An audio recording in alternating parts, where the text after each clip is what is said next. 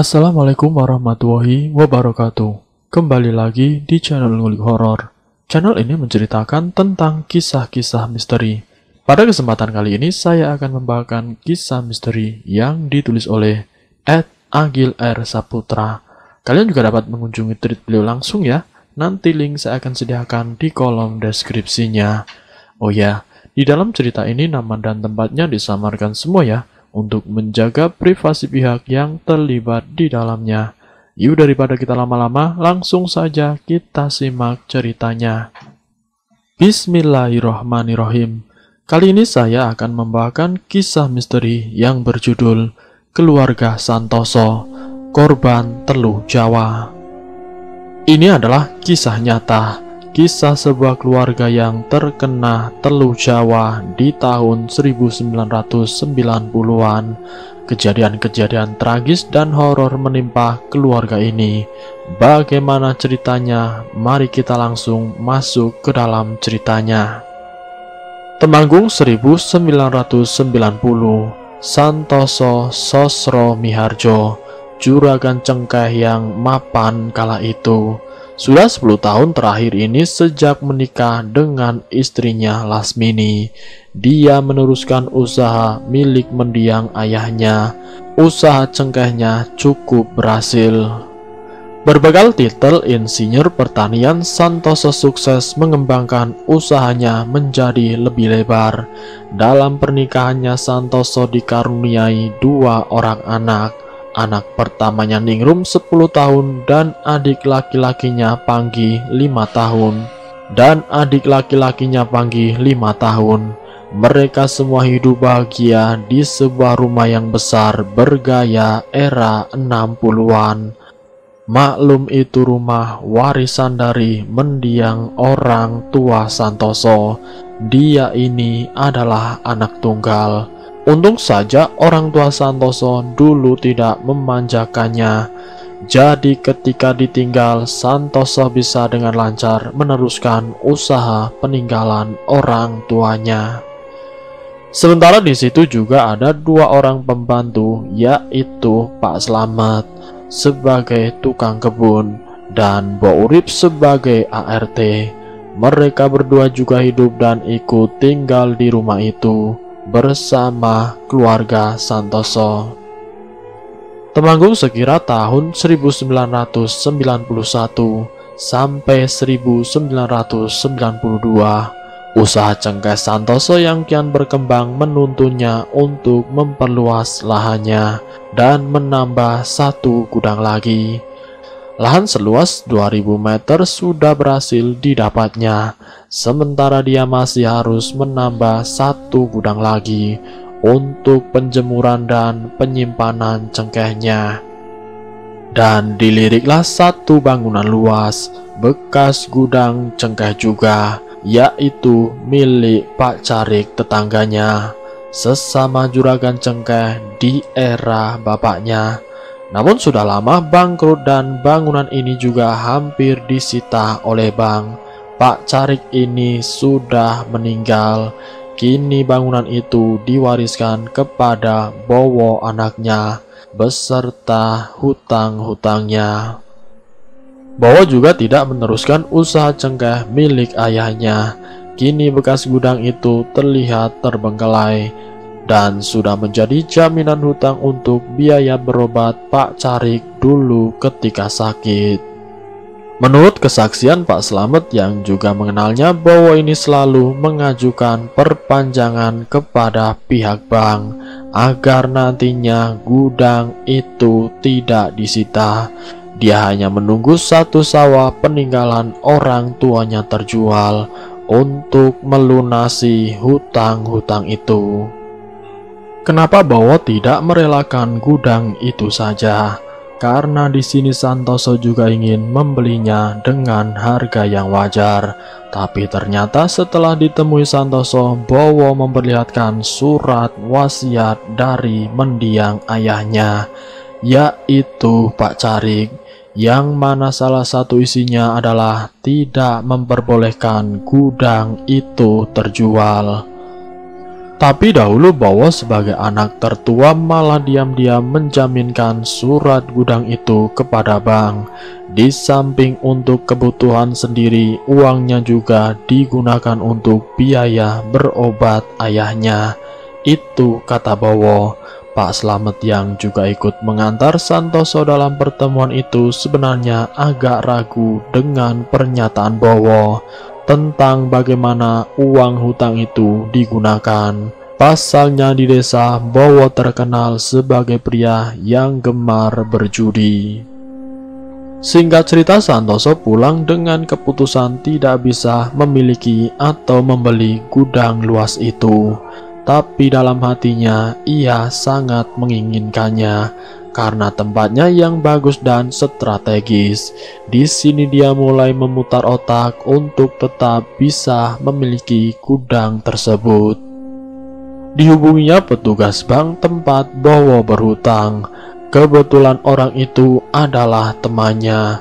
Setelah Santoso menanyakan perihal tanah gudang itu, dia mendapat informasi kalau tagihannya sudah macet hampir 1 tahun dan akan disita oleh pihak bank. Tapi di situ Bowo mengajukan perpanjangan dengan alasan akan menjual sawahnya untuk melunasinya. Tapi nampaknya perpanjangan itu batas tenggangnya juga hampir habis. Berbekal informasi itulah Santoso bersabar dan memantau perkembangannya. Sembari mungkin dalam hatinya dia berdoa buruk agar gudang itu disita dan dilelang oleh pihak bank. Singkat cerita, sekira 1 tahun kemudian gudang itu akhirnya disita juga oleh pihak bank dan akan dilelang di kemudian hari. Kabar ini tentu cukup membuat Santoso senang. Dia benar-benar ingin memiliki gudang seluas 1.700 meter itu. Berbekal kenalan petugas bank, di sini Santoso agak bertindak licik. Entah bagaimana dia bermain dengan petugas lelang untuk memenangkan proses pelelangan lahan gudang itu. Singkat cerita, hari pelelangan itu pun tiba dan sesuai prediksi Santoso berhasil memenangkan lelang itu. Santoso menjadi pemilik sah dari tanah gudang itu. Tapi sekira beberapa bulan kemudian setelah gudang itu digunakan oleh Santoso, mulai terjadi kejadian-kejadian yang lebih tepatnya dialami oleh semua yang menghuni rumah Santoso, termasuk Pak Slamet dan juga Mbok Urip. Pertama dialami oleh Pak Slamet dan Mbok Urip. Malam itu sekira pukul 1 malam, mereka berdua sama-sama mendengar suara langkah kaki Bagyak yang berjalan mengelilingi rumah. Tentu Pak Slamet dan Mbok Urip lah yang mendengarnya dengan jelas, karena tempat mereka tidur bertempatan dengan benteng rumah, tepatnya di bagian paling belakang. Agak mustahil bila suara itu terdengar dari rumah utama, karena jarak benteng dan rumah agak jauh. Mbok Urip dan Pak Slamet yang tidurnya merasa terganggu memutuskan untuk keluar dan memeriksanya. Suara Bagyak itu masih ada, yang kini berjalan menuju dekat tempat mereka berdiri, dan akhirnya sosok yang berjalan itu mulai terlihat. Wujudnya seperti orang biasa, namun rambutnya panjang sepertinya seorang wanita. Sosok itu sekarang berhenti, mungkin karena melihat mereka berdua yang sedang mengamati. Namun dia tidak pergi. Pak Slamet segera mengambil kelewang untuk berjaga-jaga. Mbok Urip mengira itu adalah orang gila. "Siapa kamu? Lagi apa di situ?" kata Mbok Urip. Tapi sosok itu hanya terdiam. Terlihat tangannya saja yang sepertinya tengah menabur-naburkan sesuatu, sementara kepalanya hanya menunduk. Untuk gambaran benteng dari rumah Santoso ini tingginya hanya seukuran ketiak orang dewasa. Jadi sosok itu terlihat separuh badan. Kemudian Pak Slamet menghampiri sambil mengacungkan kelewang untuk menakut-nakuti, bermaksud mengusir orang itu. Sementara Mbok Urip ikut berjalan di belakangnya. "Hus, pergi kamu," kata Pak Slamet. Tapi orang itu tidak mau pergi. Kini terlihat tangannya yang menabur-naburkan sesuatu ke atasnya. Pak Slamet dan Mbok Urip mendekat dan menanyai kembali. "Woi, pergi, kamu orang gila ya?" kata Pak Slamet. Mendengar itu, orang itu pun menoleh. Dan di sini Pak Slamet dan Mbok Urip terkejut karena sosok itu tidak berwajah, sambil terus menabur-naburkan sesuatu di atasnya. Pak Slamet dan Mbok Urip pun berlari tunggang langgang menuju huniannya. Setelah melihat itu, Pak Slamet dan Mbok Urip meringkuk di balik pintu paviliun huniannya di belakang rumah. Di sini mereka sama-sama tidak yakin. Mbok Urip yang punya pengalaman melihat hantu berujar, "Untuk ukuran demit itu terlalu nyata. Kalau hantu itu transparan, Mat." Sementara menurut pengakuan Pak Slamet, sosok itu rambutnya terkibas-kibas tertiup angin. Entahlah apa itu. Keesokan harinya Mbok Urip yang menyapu di luar benteng melihat ceceran tanah basah. Dia menyapu dan ternyata ceceran tanah itu hampir mengelilingi rumah Santoso. Lantas Mbok Urip segera membicarakannya dengan Pak Slamet. "Jangan-jangan ini adalah tanah kuburan ya, Mat?" ujar Mbok Urip. Pak Slamet yang mulai mempunyai firasat buruk ingin menceritakannya kepada juraganya, tapi rasanya percuma. Karena Santoso ini orang berpendidikan, tidak mungkin peduli dengan hal-hal seperti itu. Meskipun Pak Slamet ini orang kepercayaannya dan umurnya hampir sebaya, dia tetap memutuskan untuk tidak menceritakan semua ini kepada Santoso juraganya. Tepat di malam harinya terjadilah hal aneh kepada salah satu pegawai di gudang cengkeh baru milik Santoso. Sebut saja namanya Agus. Tiba-tiba saja malamnya Agus sowan ke rumah juraganya Santoso. Dia mengundurkan diri dan meminta sisa gajinya.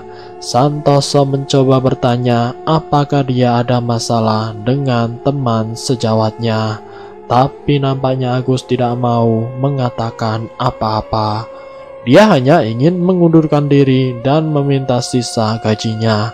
Tapi di sini ada yang agak aneh. Menurut Pak Slamet, Agus terlihat pucat dan tidak mau memandang wajah Santoso. Matanya selalu melihat ke bawah. Akhirnya Santoso pun memberikan sisa gajinya dan mempersilahkan Agus untuk mengundurkan diri dari pekerjaannya. Padahal di sini posisi Agus sudah cukup enak. Dia sudah menjadi mandor. Santoso yang ingin tahu apa yang terjadi pun menyuruh Pak Slamet untuk menyelidiki masalah ini. Singkat cerita, selang hari Pak Slamet menanyai semua pegawai di gudang itu, dan hasilnya tidak pernah ada masalah dengan Agus. Bahkan Mbak Lela bagian keuangan juga sempat dipanggil oleh Santoso, dan tidak ada juga masalah keuangan. Santoso pun pasrah dan melupakan itu semua. Hari pun berlalu, tapi di sini Pak Slamet masih penasaran dan mempunyai firasat lain tentang keluarga Agus. Akhirnya dengan dalih silaturahmi, Pak Slamet pun mendatangi kediaman Agus. Setelah berbasa-basi di tempat Agus, Pak Slamet langsung bertanya dengan pelan kepada Agus. "Sebenarnya ada apa toh Mas Agus? Cerita dong sama saya. Kok kayaknya ada yang tidak beres?" tanya Pak Agus. Mendengar pertanyaan itu, Agus terdiam sejenak dan menjawab, "Tapi jangan bilang-bilang ke Pak Santoso ya Mas." Akhirnya Agus pun bercerita. Ketika Agus menyortir cengkeh waktu itu sore hari, semua pegawai sudah beranjak pulang. Di situ tinggal Agus sendiri. Biasa memang Agus selalu pulang paling akhir, tapi ketika dia menyortir cengkeh tercium bangkai yang sangat bau. Agus tentunya sangat khawatir, takut kalau ada tikus mati di antara gunungan cengkeh. Agus pun mulai mencari sumber bau itu. Lama sekali dia mencari, karena gudang itu memanglah cukup luas, dan akhirnya dia menemukan sumber bau itu, tepatnya di antara tumpukan karung cengkeh. "Wah, aku harus lapor juragan ini," ujar Agus. "Takutnya ada bangkai di antara tumpukan itu." Tapi ketika dia membalikkan badannya, tiba-tiba dia dikagetkan oleh suara. Suaranya seperti orang yang meninggal. Gus!" Agus pun sontak menoleh ke arah tumpukan karung itu. Dan Agus pun terpaku melihat sosok yang memanggilnya. Sosok itu, kata Agus, seperti anjing, namun besarnya seukuran sapi, dan sosok itu berbicara dengan bahasa manusia. Di tengah Agus yang masih mematung, sosok itu berkata, "Pergi dari sini, daripada saya makan." Ternyata kejadian itulah yang membuat Agus yang sudah hampir 5 tahun ikut Juragan Santoso memutuskan untuk mengundurkan diri. Melihat raut wajah Agus, Pak Slamet berasumsi sepertinya Agus ini memang benar-benar mengalaminya. Pak Slamet pun pulang kembali dan masih menyimpan dalam-dalam cerita dari Agus. Sampai di huniannya, Mbok Urip yang tahu kalau Slamet habis pergi ke tempat Agus langsung bertanya, "Bagaimana Agus, Met? Pasti ada apa-apa toh?" Pak Slamet pun menceritakannya kepada Mbok Urip. "Sepertinya kok ada yang mengguna-guna Pak Santoso ya, Met?" timpal Mbok Urip di pembicaraan itu. Karena ternyata tepat sehari setelah Mbok Urip dan Pak Slamet melihat sosok tidak berwajah itu, Ningrum anak Juragan Santoso sakit mendadak, terhitung hampir 1 bulan, dan agak aneh karena cacarannya sampai lidah. Pak Slamet juga baru tahu saat itu kalau Ningrum sakitnya separah itu. Pikirannya hanya masuk angin biasa. Singkat cerita, hari pun berlalu, Ningrum belum sembuh dari sakitnya. Sore itu Lasmini istri Santoso terlihat tengah merebus air panas, bakal mandi si Panggi, anaknya yang paling kecil. Pak Slamet yang tengah mencabuti rumput di belakang rumah sesekali mengamati istri juragannya yang tengah melamun di depan kompor. Ada yang aneh, tidak biasanya Lasmini istri juragan itu terlihat sesedih itu. Air di dalam panci pun mulai mendidih. Pak Slamet yang mengetahuinya mencoba memecah lamunan juragannya, tapi di sini tidak ada respon dari Lasmini. "Bu, airnya sudah panas, Bu," kata Pak Slamet sambil memunculkan setengah kepalanya di jendela dapur. Tapi benar tidak disangka apa yang terjadi setelah ini. Diambillah air panas itu oleh Lasmini, dan sambil mendongakkan kepalanya, Lasmini menyiramkan air mendidih itu ke kepalanya. Kemudian dia berteriak, seakan tidak sadar apa yang barusan ia lakukan. Pak Slamet yang panik pun berteriak memanggil juragannya. Lasmini mendapatkan luka yang cukup parah dan sempat dibawa ke rumah sakit sampai akhirnya meninggal 1 hari kemudian. Tapi di sini Slamet tidak bercerita tentang apa yang sebenarnya dilihatnya sore itu, sehingga saat itu kematian Lasmini masih dianggap sebagai kecelakaan oleh Santoso. Namun tidak bagi Pak Slamet. Baginya kematian Lasmini sangat tidak beres, karena dia menyaksikan dengan mata kepalanya sendiri Lasmini, istri juraganya, menyiramkan air mendidih ke kepalanya sendiri. Kematian Lasmini tentu membawa duka yang cukup mendalam bagi keluarga Santoso, dan juga tidak terkecuali Pak Slamet dan Mbok Urip. Pasalnya meski hanya pesuruh, Lasmini selalu memperlakukan mereka seperti keluarga sendiri, seperti makan bersama, membelikannya pakaian, dan juga lain-lain. Masih dalam masa berkabung setelah kepergian Lasmini, Ningrum anak sulung Santoso belum juga sembuh. Bahkan menurut kesaksian Mbok Urip kepada Pak Slamet, cacar air Ningrum semakin parah, menjalar sampai lubang telinga, lubang hidung, dan juga lidah. Keadaannya sangat memprihatinkan. Sudah hampir 2 bulan ini Ningrum hanya terbaring di tempat tidurnya. Bahkan ketika ibunya meninggal, dia tidak sempat melihat jasadnya untuk terakhir kalinya. Sementara itu ada hal yang janggal yang sebenarnya sempat terabaikannya, yaitu nasi yang cepat membusuk. Itu terjadi kepada keluarga ini. Mbok Urip sebagai peramu saji sempat dimarahi oleh juraganya perihal tentang nasi busuk ini. Tapi mau bagaimana lagi, padahal itu nasi baru yang ditanak esok hari. Namun siangnya sudah membusuk, menguning, dan berlendir. Hari pun berlalu, terjadi kepiluan lagi di suatu hari. Belum genap 40 hari Lasmini meninggal, kini Ningrum si sulung pergi untuk selama-lamanya menyusul ibunya. Kejadiannya itu pada esok hari. Seperti biasanya setiap pagi, Mbok Urip hendak pergi ke kamar Ningrum untuk memberikan makan. Mbok Urip melihat hal yang tidak biasa.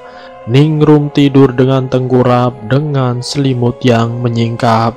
Dengan pelan Mbok Urip mencoba membangunkannya, tapi tidak direspon. Di sini Mbok Urip sudah mempunyai firasat yang tidak enak. Dengan perlahan dia memegang kaki Ningrum. Kaki Ningrum sudah mendingin. Mbok Urip yang takut langsung bergegas melaporkannya kepada juraganya. Santoso pun datang dengan wajah yang panik. Begitu juga Pak Slamet yang tengah menggendong si Panggi yang ikut terbangun karena kehebohan pagi itu. Dihampirinya tubuh Ningrum oleh ayahnya. Dengan suara bergetar seakan tahu hal buruk tengah terjadi, Santoso memegang tubuh anaknya, menggoyang-goyangkan badannya. Karena tidak kunjung dapat respon, Santoso langsung membalikan badan Ningrum dengan perlahan. Nampak agak kesulitan karena badan Ningrum sudah mulai kaku. Seketika Santoso sadar anaknya sudah tiada. Dia menangis terisak dengan suara yang parau. "Apalagi ya Allah?" Pak Slamet segera menyerahkan Panggi yang juga menangis kepada Mbok Urip untuk dibawa keluar. Pak Slamet segera merangkul dan memapah juraganya menuju ruang tamu. Sementara itu sembari menggendong Panggi sambil tergopoh-gopoh, Mbok Urip mengabarkan kabar duka ini kepada tetangga terdekat, kalau Ningrum sudah meninggal. Sejak kepergian Ningrum, kini Mbok Urip dan Pak Slamet diminta untuk tinggal di rumah utama. untuk menjaga si Panggi. Sementara itu perihal nasib buruk itu terus saja terjadi, tapi nampaknya Santoso belum menyadari atau peduli tentang kejanggalan-kejanggalan yang belakang ini menimpa hidupnya. Sampai pada suatu hari ketika Santoso, Panggi, Pak Slamet dan Mbok Urip menonton TV, terdengar ledakan dari teras depan rumahnya. Dar!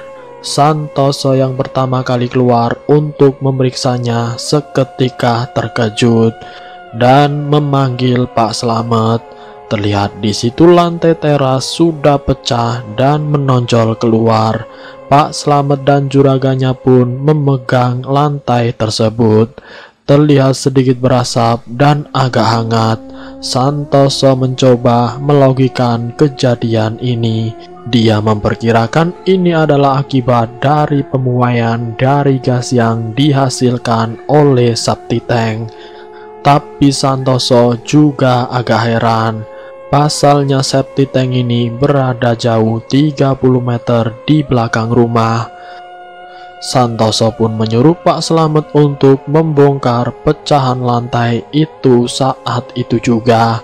Dan apa yang ditemukan Pak Slamet sungguh mengherankan. Di balik lantai, Pak Slamet menemukan selembar kain kafan yang bertuliskan aksara Jawa. Santoso yang melihat itu langsung merebutnya. Di sini dia juga nampak keheranan. Kain itu pun dibawa masuk dan diletakkan di meja ruang tamu. Di situ Santoso dan Pak Slamet duduk berdiam-diaman, seakan memikirkan sesuatu. Dan akhirnya Pak Slamet pun mulai buka suara perihal kecurigaannya dengan kejadian akhir-akhir ini. Santoso sempat membantah dan tidak percaya. Tapi di sini Mbok Urip yang mendengar pembicaraan itu dari ruang TV pun ikut datang dan berbicara. Dari kejadian wanita tanpa wajah, anjing besar yang dilihat Agus, hingga kronologi sebenarnya kematian istrinya. Bisa saja ini teluh loh Pak Santoso, begitu kata Mbok Urip. Belum pasti benar dan tidaknya, kita bilang dulu saja dengan Mbah Kiai Mangun. Mbah Mangun adalah salah satu sesepuh yang dituakan di desa itu. Singkat cerita, hari itu juga Pak Slamet sowan ke tempat Mbah Mangun.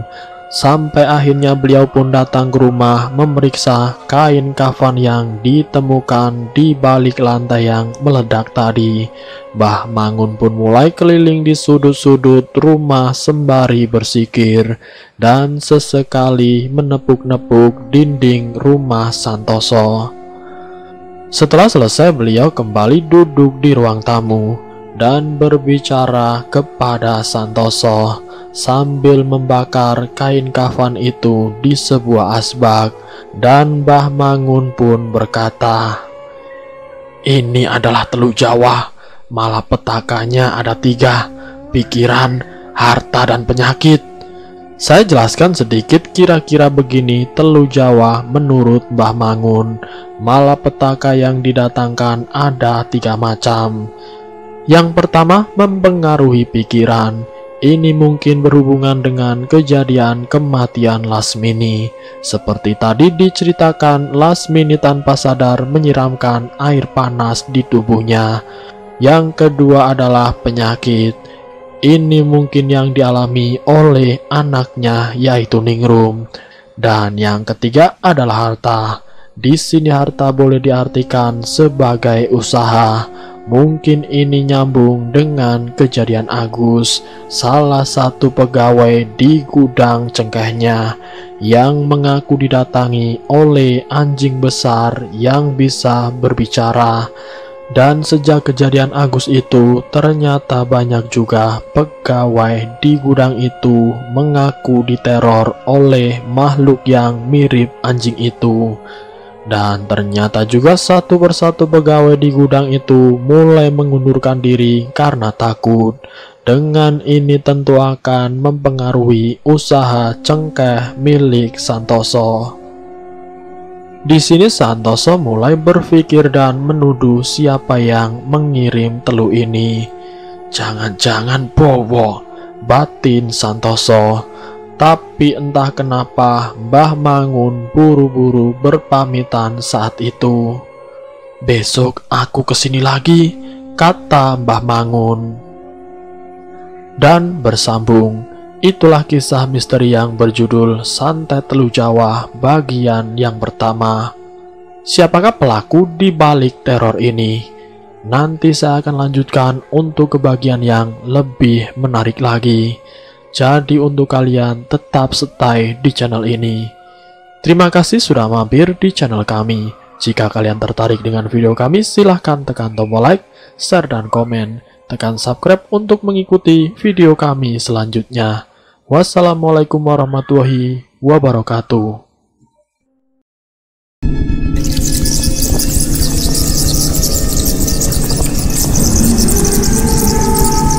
Selamat datang di channel Ngulik Horor.